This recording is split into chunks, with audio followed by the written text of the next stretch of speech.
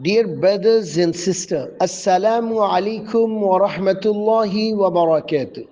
Today I would like to share a brief introduction to Islam. Islam is not just a religion, it is a complete way of life. The word Islam comes from the Arabic root word Salam, which means peace. Islam teaches us to live in peace with our Creator, with ourselves, and with others.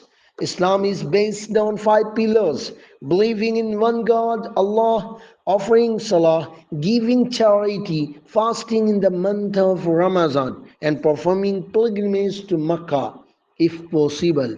Muslims believe in all the prophets sent by God, including Adam, Noah, Ibrahim, Moses, Jesus, and Prophet Muhammad sallallahu alaihi wasallam. Peace be upon them all. Prophet Muhammad sallallahu alaihi wasallam is the final messenger.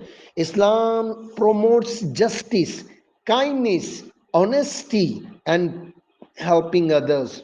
It forbids hatred, racism, oppressions, and its message is universal for all times and all people. In short, Islam teaches us to worship one God, live with compassion and responsibility. With this, I conclude my speech. Thank you all once again.